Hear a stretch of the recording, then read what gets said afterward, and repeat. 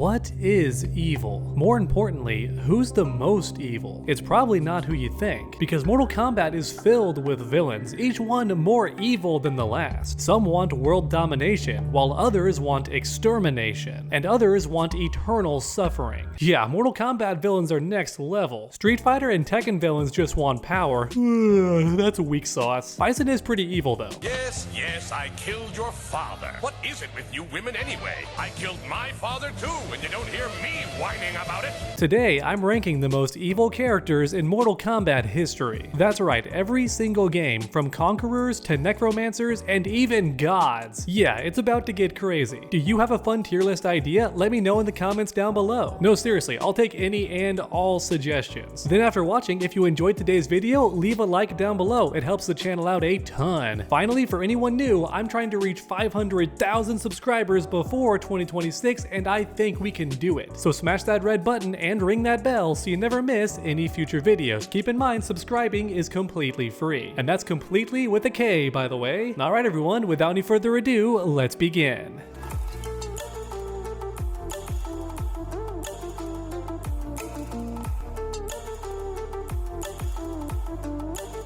Alrighty, the most evil characters in Mortal Kombat ranked. There's plenty of characters that fall under the evil umbrella, but only one character is truly evil. I'm talking the definition of insane. Because world domination is one thing. That's pretty evil, especially if you do it through conquest and murder, right? But what about the end of all life of everything? Not just one planet, not just one species, the end of every heartbeat, all life just snuffed out. What if that was your goal as a person? Would that not be the most evil character possible? I think so, and that's why Shinnok is going in the top tier. Complete omnicide. That's right, one of the most evil words in the English language. Omnicide refers to the deletion of everything. Or in other words, it's genocide on steroids. The complete erasure of all living things in existence, the entire universe just unalived. Yeah, that's Shinnok's actual goal, as stated in Mortal Kombat X. He wants to bring back the one being, which means deleting all life itself. And that's because, get this, stay with me, okay? All life in Mortal Kombat comes from the one being ripped apart and vivisected. Yup, that's right. The Elder Gods did that. They tore this man apart and it created different realities and all life within those realities. And Shinnok wants to undo all of that and return the one being. So that's the most evil thing possible in Mortal Kombat. Which is why I consider Shinnok the most evil character. But right behind him is Quan Chi. This man might not want all life to be exterminated, but he does follow Shinnok pretty much wholeheartedly. Now that said, he does eventually betray Shinnok and take over. That's his main goal, at least. So he's definitely less evil, because at some point he will stop and then maybe rule over what's left of the universe. And actually, now that I think about it, Quan Chi can rule over dead people, like control their souls and make henchmen out of them, so even with omnicide, he could still rule over the dead, so maybe he does want that. Yeah, with that new revelation, I think Quan Chi does go in omnicide tier. But thankfully, from what I've researched, no other character goes in this category. So next up is genocide, which is still terrible, but one tier lower. In other words, still not as evil as complete omnicide, but definitely very evil. First up is Devora. This woman wants all life on Earth to be converted into bug people, or at least all the sentient life, right? She wants to be the ruling species on the planet and eat everything else. I'm not gonna lie, dog, her ending in Mortal Kombat 11 is so freaky. Attack on Titan bug people, that's horrifying. Yeah, Devora is more evil than people give her credit for, along with Baraka. Don't let the newest game brainwash you. Before, this man was a demon hybrid, alright? And he loved to kill and brutalize pretty much anything that's not Tarkatan, because he rules over the Tarkats. Yeah, and what do you call that when you kill every other top species except for yourself? Complete extermination? Oh yeah, genocide. So turns out Kotal Khan was right and Jade was wrong. Exterminating the Tarkatans makes perfect sense given the knowledge of how they behave, right? They exterminate everyone else when given the chance. They're brutal, they're savage, they're cannibals too, I think. So yeah, get rid of all the Barakas. Next up is Sector, because this man wants to cyberize everyone, that way he rules over everyone as the cyborg king, which in my opinion is genocide, because you're taking life as we know it as humans and subjugating us as a different species, right? Cyborgs are not humans anymore. So technically you've erased all human life and replaced it with something else. That to me is genocide, which means Sector goes in this tier. But then we have Natara. So depending on which version you go with, she's more evil or less evil. MK1 is the most evil for sure, because her species' hunger can't be satiated. They eat all life on one planet, then move on to the next planet and eat all of their life. Or in other words, words, genocide. Now, in the Midway era, she was not that bad. However, she was still a vampire, which means she is feasting on people. Alright, next up is world domination tier. I think Shang Tsung goes to the tippity top because that man doesn't stop at Earth, he doesn't even stop at realms. This man rules the entire universe at the end of MK11. That's right, once this man gains control, he takes over everything and does not stop. So you could argue he's worse than Shao Kahn. You could argue he's worse than Onaga because both of these beings wanted to conquer. However, neither of them ever got this far, and it's implied that maybe Shao Kahn would have stopped. Maybe Onaga would have stopped, if not influenced by the one being. But Shang Tsung, even without the one being gripping his mind like he was Onaga and Shao Kahn, by the way, that's actually why they're conquering realms, in case anyone watching didn't know. The one being wants his power back and uses them to merge the realms, which makes him stronger. That never happened to Shang Tsung. He's conquesting for the love of the game. He just wants to be evil and rule everything. So next up, let's talk about Dagon, the evil twin of Taven and main villain of Armageddon, the last game in Mortal Kombat originally.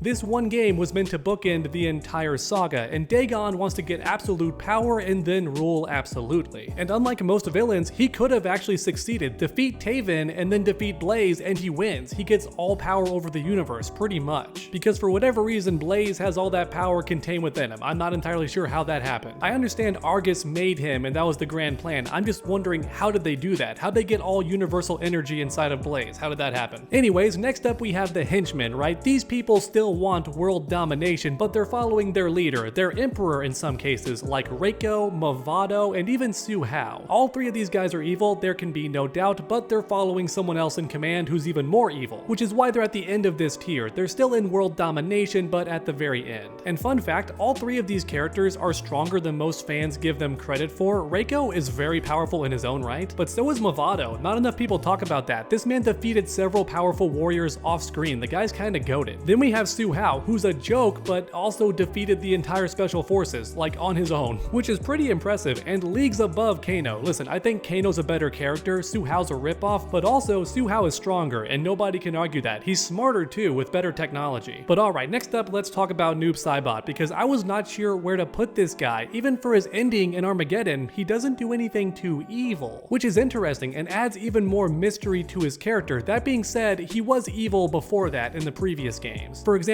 killing his own brother Sub-Zero in cold blood, didn't even care. So Noob Saibot is definitely evil because he's without a soul. I was gonna put him in genocide at one point because he casually kills people, but then I learned his main goal is conquering the Netherrealm, and after that I imagined he would use Hell to conquer Earth. So it turns out he goes in world domination tier. Alright, next up is the violence tier, and you could argue this is worse than world domination. I'll leave that up to you in the comments, but these characters only care about spreading violence in whatever means, right? Havoc, for example, this man wants to spread anarchy and chaos. Most especially chaos, right? And think about that. If you lived in a world of utter chaos, that would mean constant suffering, constant death, constant surprise. You would never know peace, you would never know safety. Which, yeah, is pretty bad. So Havoc seems goofy and lovable, right? He's a fun villain we all enjoy, but if he achieved his goal, that would be eternal suffering. At least for you and me, right? Regular humans. His own people would love this because they get off on chaos, but for the average living thing, chaos is terrible. Next up is Drummond. This guy is literal violence personified. I know he's not very popular, so people don't cover him that often, but understand, Drummond is all rage and all fury. In his ending for Armageddon, he just kills his best friend right away and then keeps on killing and does not stop. That's right, when given more power, this man just kills more people. Apparently he's a demon, but before that was a human who tortured and conquered constantly, so he's a terrible, terrible person that got more power after dying in hell. Yeah, so once again, he might look goofy and not be very popular, but Drummond lives for violence, which is evil. And right behind him is Moloch. This guy is basically Drummond, but with less vision. He's a goofball that got himself trapped in Adenia, which is funny, but make no mistake, when given power, this man just kills, kills, kills, and kills some more. He's a demon just like Drummond. Next up, we have Frost. This woman killed her mother at 13 and brags about it. Yeah, then after that, she never stopped killing. Kronika made her a cyborg and commanders of other cyborgs, which Frost used to just keep on killing and get revenge on people that slighted her. And not even that badly, by the way, and yet she still wants to murder them because Frost is all about about violence, that's all she really wants. Along with Scarlet, this character is blood and murder personified. That's how she was made. She's an homunculus made from blood and dead people, right? So it makes sense she wants to spread more blood and cause more death. That's kind of her eternal calling. In fact, the more blood she spills, the more powerful she becomes, so killing more people just makes her better at her job. Yeah, she's pretty evil. Next up, we have Kira, Cobra, and Trimmer. All three of these characters are henchmen, and all of them are black dragons. They work under Kano, or sometimes Cabal, maybe Jarek, right? But they're always following some leader, and they cause violence the entire time. Now, in Trimmer's case, maybe he just likes the money or something. We never learn his true motivation, but with Kira and Cobra we do. Turns out they just want to cause violence. Yeah, they're psychopaths straight up who enjoy suffering and hurting people. Alright, that's it for the violence tier, so next up is self-gratification, the final tier in today's video. These characters are self-serving, right? They're selfish by nature and will do anything to accomplish their goal, even if it's murder, subjugation, whatever. First up is Kronika. She controls time and wants to create the perfect balance in her timeline. However, it turns out that's pretty hard, so she resets time, tries again, resets time, tries again. Over millions of times she lost count apparently, which in effect caused her to not care about life anymore because she can always reset it. Why does your life matter? Why does my life matter when she can reset everything and just try again? From her perspective, life means nothing, which made her evil. In the pursuit of her perfect timeline, she keeps sacrificing everyone over and over again. Next up is Sindel from Mortal Kombat 11. This woman just wants to marry the strongest guy and rule over everything with her privilege. And yeah, she repeats that word a lot. Privilege this, privilege that. All she cares about is ruling over everybody, pretty much, and she uses power to do it.